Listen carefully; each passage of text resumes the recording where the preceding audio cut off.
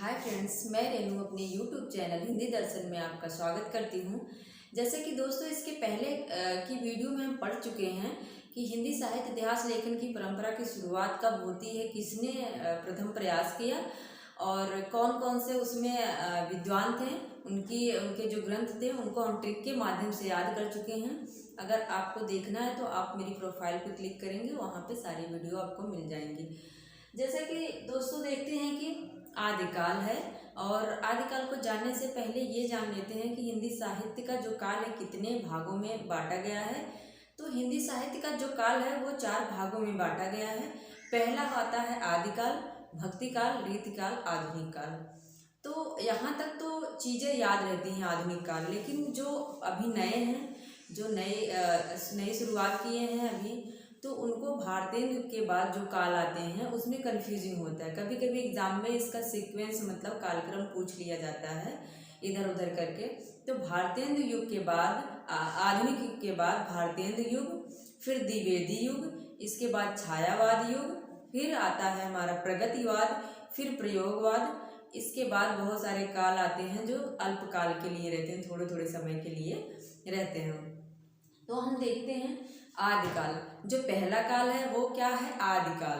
आदिकाल में आगे कौन से कवि हुए, कौन सी रचनाएं हैं, वो जानने से पहले ये जान लेते हैं कि आदिकाल का जब समय था उस समय की ऐतिहासिक स्थिति क्या थी। क्योंकि कोई भी जो काल है वो उसके ऊपर जो है उस समय की जो परिस्थितियां रहती हैं उसका प्रभाव पड़ता है। जो उस समय का साहित्य लिखा जाता है उस पर उस समय की जो परिस्थिति है, कैसे सामाजिक परिवेश थे, कैसे उस समय का इतिहास था, ये सब चीज़ें बहुत मायने रखती हैं, उसका प्रभाव उस पर पड़ना लाजमी है। तो हम आदिकाल का जो समय है वो अलग अलग विद्वान जो है अलग अलग मानते हैं, लेकिन आदिकाल का जो समय था उस समय की स्थिति क्या थी। आदिकाल का समय कोई 1000 से मानता है, कोई 900 से मानता है, 993 से। तो हम देखते हैं कि आदिकाल की शुरुआत जब होती उस समय क्या था, हमारे देश में मुसलमानों का आगमन हो चुका था, और उस समय हमारे जो राज्य थे, भारत के राज्य छोटे छोटे राज्यों में विभक्त थे। और जाहिर सी बात है, घर में ही हम देख लेते हैं, जब घर में एक ही घर में कई भाई रहते हैं, वो अलग अलग रहते हैं, तो छोटी छोटी चीज़ों के लिए झगड़ा होता रहता है। किसी का बर्तन गुम हो गया तो किसी की झाड़ू गुम हो गई।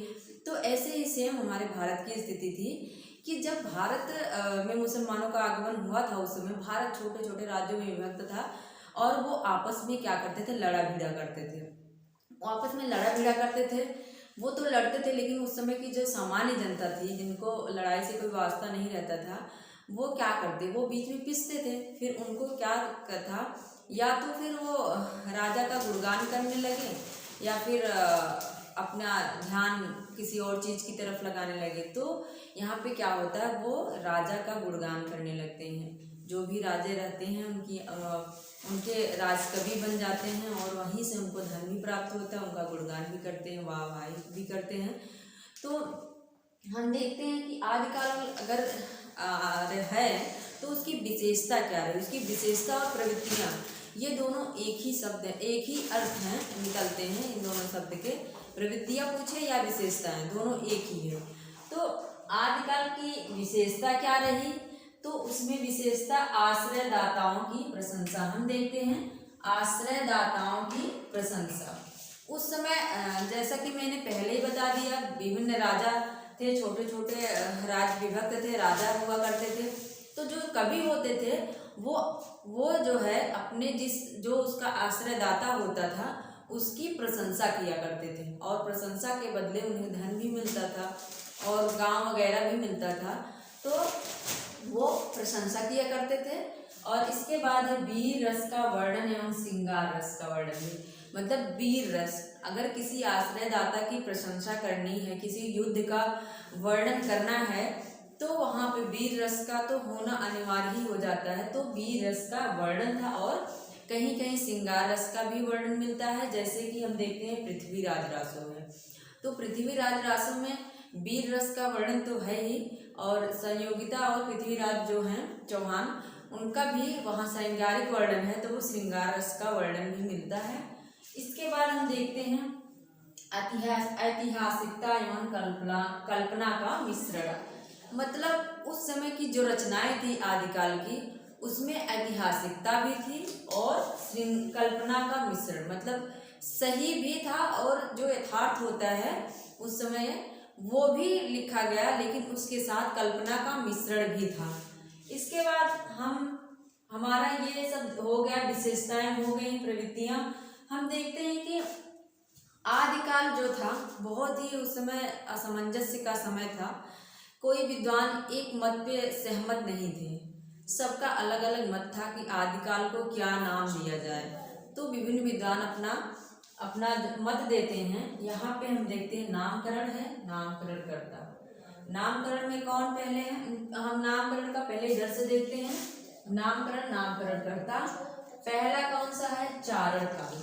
चारण काल कौन कहता है, ग्रियर्सन राम कुमार वर्मा। हालांकि जो राम कुमार वर्मा है वो संधि काल, चारण काल दोनों नाम करते हैं। यहाँ पे मैंने लिखा भी है, संधि काल एवं चारण काल राम कुमार वर्मा का है। अगर एग्जाम में सिर्फ चारण काल पूछता है और राम कुमार वर्मा नहीं है, ग्रियर्सन है, तो ग्रियर्सन पे हम टिक करेंगे। और अगर दोनों हैं, चारण काल कह दिया, तो इस तरह का तो क्वेश्चन पूछा नहीं जाता। अगर कभी है भी दोनों, तो दोनों सही ऑप्शन हो सकता है, क्योंकि राम कुमार वर्मा भी कहते हैं, ग्रियर्सन भी कहते हैं। तो चारण काल क्या है, ग्रियर्सन। यहाँ पे हम थोड़ा सा ट्रिक बना लेते हैं ताकि कंफर्म रहे कि चारण काल को किसने कहा है। तो ग्रियर्सन, मतलब यहाँ ग्रियर्सन से हम क्या गिर याद कर लेते हैं। ग्रियर्सन से गिर, हम गिरते कहाँ हैं, चरण में। किसी मंदिर में जाते हैं तो कहाँ गिरते हैं, उनके चरण में गिरते हैं। तो चारण काल कौन कहा, ग्रियर्सन ने कहा। यहाँ पे देखते हैं आरंभिक काल है। आरंभिक काल मतलब अगर क्वेश्चन पूछे आदिकाल को आरंभिक काल की संज्ञा किसने दी, तो उसका उत्तर होगा मिश्र बंधु। हम देखते हैं कि किसी चीज का हम आरंभ करते हैं, जैसे शादी विवाह हो गया, किसी चीज का आरंभ कर रहे हैं, तो वहाँ पे हम क्या करते हैं, अपने बंधुओं को बुलाते हैं। मतलब बंधुओं का मिश्रण होता है, भाई बंधु आते हैं तभी तो कुछ होता है। तो आरंभ किए तो कौन आया, बंधु आया, मतलब आरंभिक काल को हम नाम दिया तो मिश्र बंधु हो जाएंगे। इसके बाद कौन सा है, उन्मेष काल। उन्मेष काल नाम किसने दिया, गणपति चंद्रगुप्त। कभी कभी हम देखते हैं कि जो अक्सर एग्जाम में पूछा जाता है वही देख लेते हैं और कुछ चीज़ों को ध्यान ही नहीं देते हैं, लेकिन जो चीज़ें नहीं पूछी जाती वो भी हमें कभी कभी पढ़ लेना चाहिए ताकि एग्जाम में आए तो हमारा क्वेश्चन गलत ना हो। हम देखते हैं कि उन्मेष काल। उन्मेष काल क्या है, किसने कहा, गणपति चंद्रगुप्त ने कहा उन्मेष। इसको तो इस तरह से मैंने याद किया था कि गणपति, मेरे घर के बगल में ही एक गणपति रहते थे, उनका नाम गणपति था। वो क्या करते थे, वो बहुत ही मतलब बिगड़ाल टाइप के थे, हमेशा उन्मेष में रहते थे। मैंने कह दिया, मैंने इसका बना लिया, उन्मेष में रहते थे। तो गणपति कहाँ किस में रहते थे, उन्मेष में रहते थे, तो गणपति चंद्रगुप्त ने उन्मेष काल कहा। इसके बाद है आदिकाल। आदिकाल जो कि जिसका समर्थन बहुत सारे विद्वान करते हैं। तो आदिकाल की संज्ञा किसने दी, ये रिपीटेड क्वेश्चन है। तो किसने दी, हजारी प्रसाद द्विवेदी। हजारी प्रसाद द्विवेदी। आदिकाल किसी चीज का हम अगर 1000 बार, इसकी ट्रिक ये बनाते हैं, किसी काम को अगर हम 1000 बार करें तो क्या हो जाते हैं, उसकी आदत हो जाती है, उसके हम क्या हो जाते हैं, आदी हो जाते हैं। किसी काम को अगर हम 1000 बार करें, बार बार 1000 बार, तो क्या हो जाते हैं, उस काम के हम आदी हो जाते हैं, मतलब आदिकाल। आदिकाल किसने कहा, तो हजारी प्रसाद द्विवेदी। जयकाल। जयकाल देखते हैं, आदिकाल को जयकाल की संज्ञा किसने दी, डॉक्टर रमा शुक्ल रसाल। मतलब यहाँ पे देखते हैं हम, जय किसकी जय होती है, जो रसिक होते हैं, रसाल होते हैं। ये नहीं कि जो गुस्से वाले हों, छोटी छोटी बात में गुस्सा हो जाए, वो उनकी जय होगी, उनकी बातें होंगी, ऐसा नहीं है। जो रसिक होते हैं, रसाल होते हैं, रस से भरे शब्द बोलते हैं, वही क्या क्या होता है, उन्हीं की जय होती है। तो जय काल किसने कहा, डॉक्टर रसाल ने कहा। इसके बाद यहाँ पे है संधि और चारण काल, मैंने बता ही दिया था। संधि और चारण काल एक साथ पूछे तो कौन है? राम कुमार वर्मा। इसके बाद आता है हमारा संधि सामंत काल। संधि सामंत काल, सिद्ध सामंत काल। सिद्ध सामंत काल नाम किसने दिया? राहुल सांकृत्यायन ने दिया। हम यहाँ देख रहे हैं राहुल सांकृत्यायन। यहाँ पे ये री भी है, यहाँ री है और इसके ऊपर भी धा लगा है। मतलब इन्होंने जो नामकरण किया है उसमें भी आधा ऊपर लगा है और इसमें भी आधा लगा है, ऐसे याद कर सकते हैं। सांकृत्यायन, राहुल सांकृत्यायन ने क्या कहा? सिद्ध सामंत काल कहा। वीर काल विश्वनाथ प्रसाद मिश्र। अब हमें मिश्र में कंफ्यूजन होगा। इन्हीं का है हिंदी साहित्य का अतीत। इन्हीं का जो ग्रंथ है, इसके पहले मैंने बताया है हिंदी साहित्य का अतीत। अतीत में बहुत सारी चीजें मिश्रित रहती हैं, तो विश्वनाथ प्रसाद मिश्र का ग्रंथ है। वीर काल, वीर कौन होता है? वीर मतलब वीर कई कालों तक कौन होता है? जो विश्व का नाथ हो, जिसमें सारी चीजें मिश्रित हो, सारे गुण मिश्रित हो, वही कौन होता है? वही वीर काल होता है। मतलब वीर काल की संज्ञा किसने दी? विश्वनाथ प्रसाद मिश्र ने। इसके बाद हमारा आता है वीर गाथा काल। ये बहुत पूछा गया है। वीर गाथा काल आदि काल को किसने कहा है? तो वीर गाथा काल किसने कहा? तो आचार्य रामचंद्र शुक्ल ने कहा। आचार्य रामचंद्र शुक्ल ने कहा वीर गाथा काल। वैसे भी ये मुझे लगता है आचार्य रामचंद्र शुक्ल सबकी जुबान पे होनी चाहिए, तो इसको अगर ट्रिक भी ना बनाए फिर भी याद रहेगा जो भी हिंदी के विद्यार्थी हैं। तो वीर गाथा काल कौन है? वीर सबसे ज्यादा वीर की गाथा कौन गाता है? आचार्य रामचंद्र शुक्ल जी का मानना था कि जो आदि काल है उसको हम वीर गाथा काल कहें तो ज़्यादा सही रहेगा, क्योंकि इस काल में ज़्यादातर वीर गाथात्मक रचनाएं रची गई हैं, इसीलिए उन्होंने वीर गाथा काल नाम दिया। इसके बाद है हमारा बीज वपन काल। बीज वपन काल ये टेट या सुपर टेट में भी पूछा गया क्वेश्चन है। बीज वपन काल आदि काल को किसने कहा? तो महावीर प्रसाद द्विवेदी।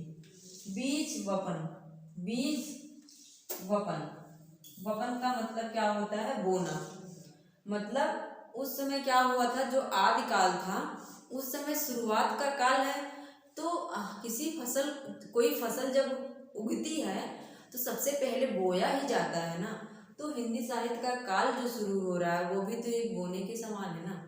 तो यही कह रहे हैं कि बीज वपन काल, मतलब यहाँ से आदिकाल की शुरुआत हो रही। कौन है? महावीर प्रसाद द्विवेदी। जो महावीर होता है वही बीज बोता है। हम देखते हैं गांव में बहुत सारे लोग खेती करते हैं लेकिन सबको बीज बोना नहीं आता, लेकिन जो महावीर, ऐसा हम ट्रिक बना लेते हैं, जो महावीर होता है वही बीज को बोता है। मतलब बीज वपन काल किसने कहा? तो महावीर प्रसाद द्विवेदी हो जाएंगे। इसके बाद हमारा है अपभ्रंश काल। अपभ्रंश काल किसने कहा? तो धीरेन्द्र वर्मा ने अपभ्रंश काल की संज्ञा दी। अपभ्रंश काल धीरेन्द्र वर्मा। इसके बाद हम देखते हैं आधार काल। आधार काल मोहन अवस्थी, सुमन राज, दो लोग कहते हैं आधार काल। हम देखते हैं किसी चीज का जब हम आधार रखते हैं, तो उस अवस्थित करते हैं ना, मोहन अवस्थी और सुमन चढ़ाते हैं। किसी चीज का जब आधार रखते हैं तो उसको अवस्थित करते हैं, मतलब उसको स्थित रखते हैं, और सुमन भी चढ़ाते हैं, तब जाके वो आधार उसकी आधारशिला बनती है। इसके बाद हम देख रहे हैं अंधकार काल। अंधकार काल की संज्ञा किसने दी? कमल कुल श्रेष्ठ। अंधकार काल, जैसा कि आदिकाल किसी चीज की जब शुरुआत होती है तो शुरुआत से ही तो एकदम उजाला हो नहीं जाता, तो इनका वही मानना है कि ये अंधकार काल था।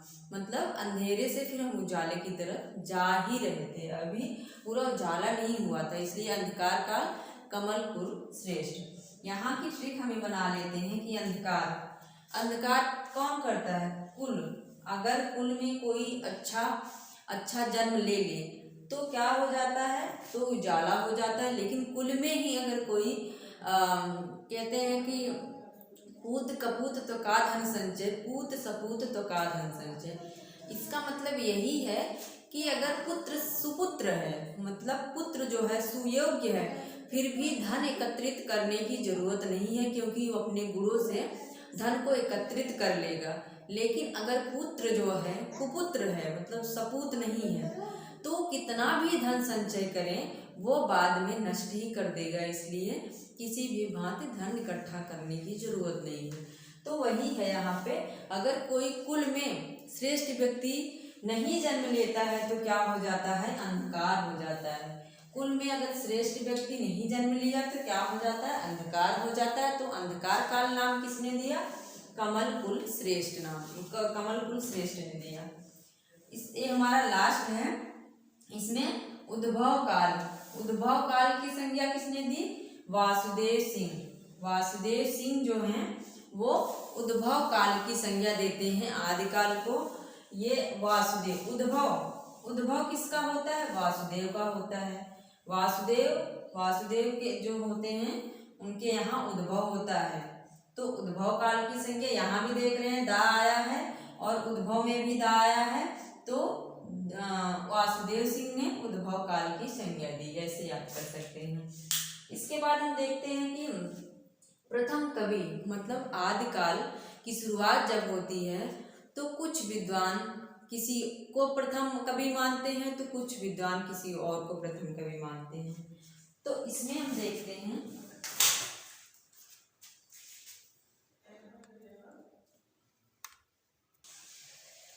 दोस्तों, इसके बाद हमारा है हिंदी के प्रथम कवि।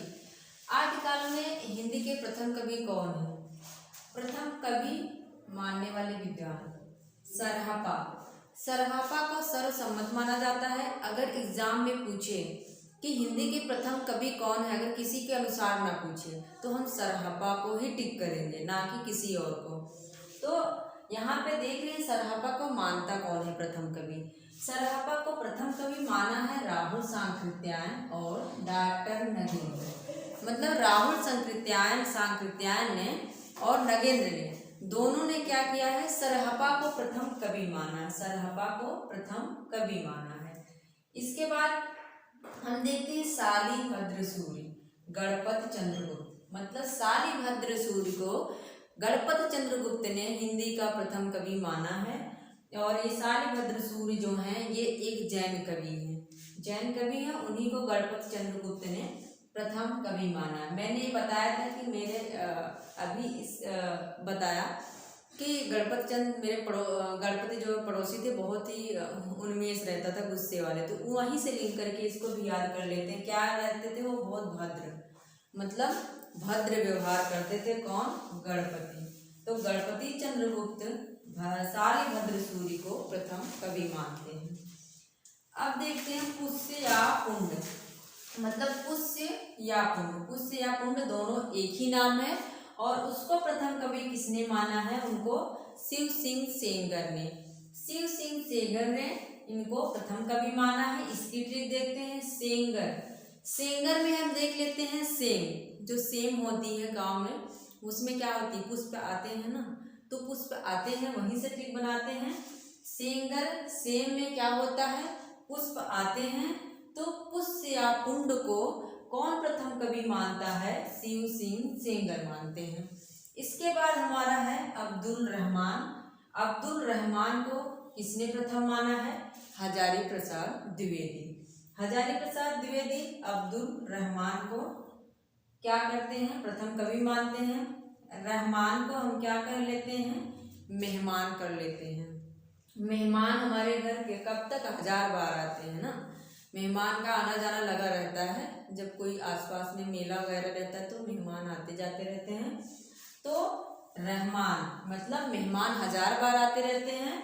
अब्दुल रहमान को किसने माना, हजारी प्रसाद द्विवेदी ने माना। या हम ऐसे भी याद कर सकते हैं, यहाँ पे हा है और इनके नाम में भी हा है, तो क्या हो जाएगा, वो हजारी प्रसाद द्विवेदी ने अब्दुल रहमान को प्रथम कवि माना है। इसके बाद है मुंज। मुंज को किसने माना है? चंद्रधर शर्मा गुलेरी ने। मुंज को किसने माना है प्रथम कवि? चंद्रधर शर्मा गुलेरी। क्या करते हैं? मुंज, मूज वगैरह होती है ना, मूज जो गांव के होंगे उनको पता होगा, सरपत होता है उसमें से मूज निकालते हैं जिससे बहुत सारी चीजें बनती हैं। तो मूज को क्या कर लेते थे हम? धर लेते थे ला के घर में ना, जो क्षेत्रीय भाषा रखने को धर कहते हैं, तो धर लेते थे। तो वही यहाँ पे मूज को निकाल के लाके हम क्या कर लेते थे? धर लेते थे। चंद्रधर शर्मा गुलेरी। मूंज को किसने प्रथम कवि माना? चंद्रधर शर्मा गुलेरी। इसके बाद हमारा क्या है? स्वयंभू। स्वयंभू को किसने माना है? राम कुमार वर्मा। राम क्या थे? स्वयंभू का मतलब होता है स्वयं, जो स्वयं से जन्मा हो, जो खुद से जन्मा हो उसी को स्वयंभू कहते हैं। तो यहाँ पे स्वयंभू को किसने प्रथम माना? राम। हम देखते हैं राम जो है स्वयं से ही समझ लेते हैं कि वो स्वयं से ही जन्म लिए थे। तो राम कुमार वर्मा स्वयंभू को प्रथम कवि मानते हैं। और आदिकाल में हम देखते हैं विभिन्न साहित्य का उदय होता है। जैसा कि ये जो आदिकाल था इसमें बहुत सारा असमंजस्य था, असमंजस्य की स्थिति बनी थी। तो यहाँ देखते हैं पहला हमारा है अपभ्रंश साहित्य, मतलब पहले अपभ्रंश के कवि आते हैं। इसके बाद है सिद्ध साहित्य, फिर सिद्ध साहित्य के कवि हैं जो, जैसे इसमें कितने सिद्ध थे, अक्सर पूछा जाता है सिद्धों की संख्या कितनी है, तो कितनी है? 84 सिद्ध प्रसिद्ध हैं। और इसके बाद है नाथ साहित्य। नाथ साहित्य में नाथों की संख्या कितनी है एग्जाम में पूछा जाए तो 9, मतलब ना से नाथ और ना से ही 9 होता है। नाथों की संख्या 9 है। और सिद्ध साहित्य, सिद्ध करने के लिए, किसी चीज़ की सिद्धि पाने के लिए हमें 84 बार अध्ययन करना होता है। तो सिद्ध 84 थे, नाथ जो थे वो 9 थे। इसके बाद जैन साहित्य। जैनों की संख्या भी पूछी जाती है, इनकी संख्या कितनी थी? तो इनकी शायद नहीं, इनकी संख्या, इसमें बहुत सारे कवि थे, मुझे नैनारों की संख्या याद आ रहा था। नैनारों की संख्या जो है वो 63 है, मतलब 6 और 3, 63 जो है वो नैनारों की संख्या है। और उसी में एक थे आलवार। आलवार जो थे वो वैष्णव धर्म के उपासक थे। नैनार जो थे वो शिव के उपासक थे। ये भक्ति काल का ये है, भक्ति काल का दृश्य है।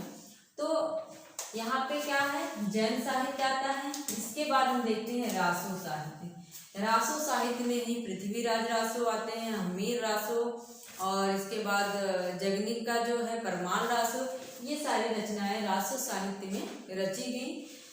हम देखते हैं यहाँ से अक्सर क्वेश्चन पूछा गया है, इसलिए मुझे लगा कि ये बता देना जरूरी रहेगा आप लोगों को। अपभ्रंश को पुरानी हिंदी मानने वाले विद्वान, मतलब जो अपभ्रंश था, अपभ्रंश साहित्य जो रचा जा रहा था, वहीं से हिंदी की शुरुआत होती है। हम जब हिंदी भाषा का विकास देखते हैं तो सबसे पहले क्या था? संस्कृत थी, पाली थी, प्राकृत, अपभ्रंश, फिर जाके हिंदी का विकास होता है। तो अगर हिंदी की जननी पूछता है कि हिंदी की जननी किसको कहा जाता है, तो हम अपभ्रंश को टिक करेंगे, ना कि संस्कृत को टिक करेंगे। अपभ्रंश से ही हिंदी का उद्भव होता है। तो इसीलिए कुछ विद्वान अपभ्रंश को ही पुरानी हिंदी कहते हैं, क्योंकि वहीं से हिंदी के कुछ लक्षण दिखाई देने लगे थे। तो अपभ्रंश को पुरानी हिंदी नाम किसने दिया है? तो सर्वप्रथम अगर पूछे, सर्वप्रथम तो कौन है? गुलेरी। अगर एग्जाम में पूछ ले कि हिंदी को पुरानी हिंदी सर्वप्रथम किसने कहा, तो चंद्रधर शर्मा गुलेरी ने कहा। इसके बाद है राहुल सांकृत्यायन भी कहते हैं हिंदी अपभ्रंश को पुरानी हिंदी, और आचार्य रामचंद्र शुक्ल भी कहते हैं। ये क्या कहते हैं? प्राकृताभास हिंदी। मतलब जब अपभ्रंश साहित्य की शुरुआत हुई तो प्राकृत का मतलब वही अपभ्रंश का प्राकृत का थोड़ा थोड़ा आभास था, तो प्राकृताभास हिंदी रामचंद्र शुक्ल कहते हैं। लेकिन ये क्वेश्चन पूछा गया है और तीनों रहते हैं। अगर डी ऑप्शन है सभी, तो हम सभी को टिक कर देंगे, नहीं तो अगर इन तीनों में से सिर्फ एक गुलेरी हैं या रावण सांकृत्यायन है, तो इसमें से हम किसी एक को लगा देंगे। इसके आगे का जो टॉपिक है इसको हम नेक्स्ट वीडियो में और अच्छे से पढ़ेंगे कि हमारा अपभ्रंश साहित्य कब शुरू होता है और इसमें कौन कौन से कवि हैं, अपभ्रंश साहित्य की विशेषताएं क्या हैं, उनकी रचनाएं क्या हैं, उसको बहुत अच्छे से डिटेल में पढ़ेंगे। क्योंकि हम जब डिटेल में पढ़ते हैं तो चाहे नीचे लेवल का एग्ज़ाम हो या ऊंचे लेवल का एग्ज़ाम हो, तो दोनों हमारा क्लियर हो जाता है। इसलिए जो भी पढ़ेंगे हम डिटेल पढ़ेंगे, अच्छे से पढ़ेंगे ताकि हमें दिक्कत ना हो। तो दोस्तों, अगर आपको समझ आया हो तो प्लीज़ मेरे चैनल को सब्सक्राइब करिए, शेयर करिए, लाइक करिए। धन्यवाद।